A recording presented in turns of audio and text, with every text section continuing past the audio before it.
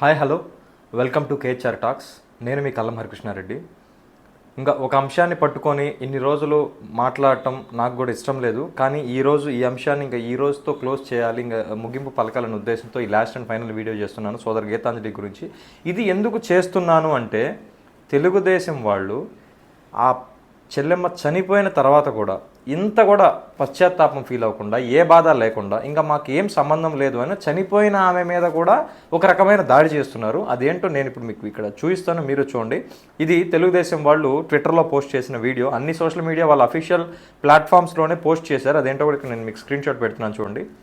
Sensational video, YSRCP exposed, గీతాంజలిని ఎవరో తోసేశారు, వైసీపీకి ఉన్న లింక్ బయటికి రావాలి, హూ కిల్డ్ గీతాంజలి అని ఒక హ్యాష్ ట్యాగ్తో పెట్టారు. ఇదే తెలుగుదేశం పార్టీకి సంబంధించిన ఒక డిజిటల్ బెగ్గర్ వాళ్ళ అధికార ప్రతినిధి కూడా ఒక వీడియో పెట్టాడు. ఏం పెట్టాడో చూడండి. వైరల్ చేస్తూ అమ్మాయి చనిపోయింది, చనిపోవడానికి కారణం టీడీపీ జనసేన ప్రచారం చేశారు. గతంలో మనం ఇంకా మర్చిపోలేదు, వివేకానంద రెడ్డి గారిని ఎలా చంపేసి చంద్రబాబు నాయుడు గారి మీద తోస్తారు. దస్తగిరి అప్రూవర్ గా మారి చెప్పేదాకా చంపింది ఏళ్ళని మనకు తెలియదు. సేమ్ కోడికత్తి విషయంలో కూడా చంద్రబాబు నాయుడు గారే ఆ కోడికత్తికి విషం పోయించి పాపం జగన్మోహన్ రెడ్డి పొడిపించాడంట అని ప్రచారం చేశారు. కానీ అది కూడా అబద్ధం అని తెలిసిన తర్వాత ఇక ఈ దండుపల్లింగలు చెప్పే మాటలు ఎవరైనా నమ్ముతారా? అయితే నిన్న నుంచి పాపం అమ్మాయి యాక్సిడెంట్ లో చనిపోయింది, సూసైడ్ చేసుకుంటుంది, ఇలాగే అనుకున్నాం. ఒకవేళ ఈ అమ్మాయిని ఇలా పాపులర్ చేసి అమ్మాయిని ఎలా చంపేసి మళ్ళీ ఆ నెపం చంద్రబాబు నాయుడు గారి మీద నెట్టడానికి ఇలా ప్లాన్ చేస్తారంటవా? ఇప్పుడు వీడియో చూసానండి, ఆ వీడియో చూసాక నాకు డౌట్ వచ్చిందండి, ఎలా చంపేశారేమో అని. రెండో వీడియో చూస్తాను మీకు.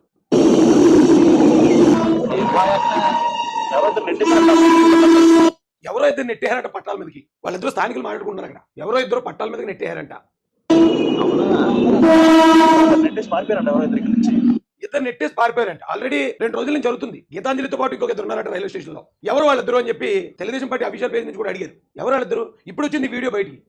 సో ఇదేమంటాడంటే, తెలుగుదేశం పోస్ట్ చేసిన వీడియో చూపించి ఆ వీడియోలో మాట్లాడారంట, ఎవరో ఇద్దరు నెట్టేసి వెళ్ళిపోయారు, ఆ ఇద్దరు ఎవరో తేల్చాల్సిందే అని చెప్పేసి. కానీ వాస్తవానికి ఒరిజినల్ వీడియో ఏంటో ఒకసారి చూడండి.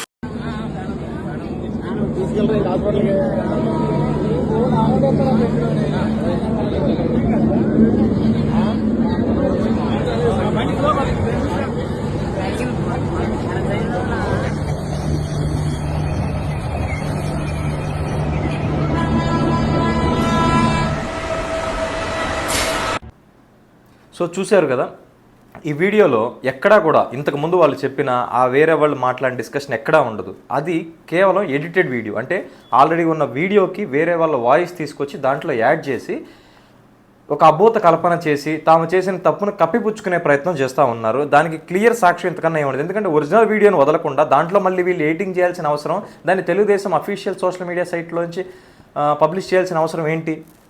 ఎందుకంటే కేవలం తెలుగుదేశం పార్టీకి, తెలుగుదేశం జనసేన పార్టీకి సంబంధించిన దుర్మార్గులు, మారీచులు, రాక్షసులు ఆమె మీద దారుణమైన ట్రోల్స్ చేయబట్టి, దారుణంగా అబ్యూసివ్ చేయబట్టి ఆ బాధతో ఆమె చనిపోతే అది ఎక్కడ తమకు పబ్లిక్లోకి వెళ్తుందో, నష్టం కలిగేలా ఉంటుందని చెప్పి దాన్ని డైవర్ట్ చేయడానికి వీళ్ళే ఒరిజినల్ వీడియోకి ఒక ఫేక్ వాయిస్ ఎడిట్ చేసేసి ఇంత దారుణంగా తయారయ్యారు. ఇకపోతే ఇందులో ఈరోజు నిన్న తెలుగుదేశం పార్టీ ఇంకొక ట్వీట్ వేసింది. అది కూడా నేను చెప్తున్నాను చూడండి. No notices, no rules followed, harass everyone who questions the YSRCP government, only 2 months for all this to end అని పెట్టి టీడీపీ కార్యకర్త, సోషల్ మీడియా యాక్టివిస్ట్ పసుమర్తి రాంబాబుని అరెస్టు చేసి మంగళగిరి పోలీస్ స్టేషన్కి తరలిస్తున్నామని చెప్పి ఊరు మొత్తం తిప్పుతున్నారు. రాంబాబుని ఎక్కడికి తీసుకెళ్తున్నారో పోలీసులు చెప్పడం లేదు. ఎలా నోటీసులు ఇవ్వకుండా ఉదయమే పోలీసులు వచ్చి తీసుకువెళ్లారని కుటుంబ సభ్యులు చెప్తున్నారు. బాబాయిని అడ్డంగా నరికించిన వాడి పాలన ఇంతకంటే ఏమి ఆశిస్తాం?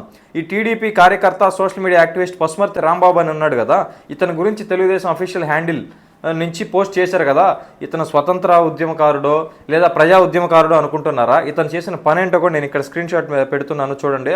చూసిన తర్వాత అతనికి తెలుగుదేశం ఎందుకు సపోర్ట్ చేస్తుంది, దాని వెనక తెలుగుదేశం ఉద్దేశం ఏంటో కూడా మీరే చెప్పండి.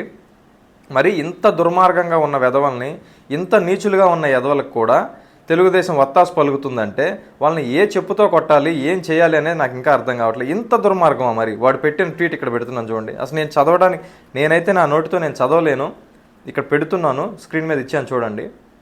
ఇలాంటి వెధవలకి, ఇలాంటి తప్పుడు పనులు, తప్పుడు మాటలు వచ్చేసి ఒక అమాయకురాలు, ఒక సామాన్య మహిళ చనిపోయే వరకు తీసుకెళ్ళిన ఇలాంటి దరిద్రుడి గురించి, దగులుబాజీ గురించి ఈరోజు తెలుగుదేశం వాళ్ళు బాధపడుతూ ట్వీట్లు పెడుతున్నారంటే ఇందులో వారు చేస్తున్న రాజకీయ వికృత క్రీడ ఏంటి? చనిపోయిన తర్వాత కూడా వదలకుండా ఇంత దుర్మార్గంగా తెలుగుదేశం వాళ్ళు ఎలా ఉన్నారో మీరే ఆలోచన చేయండి.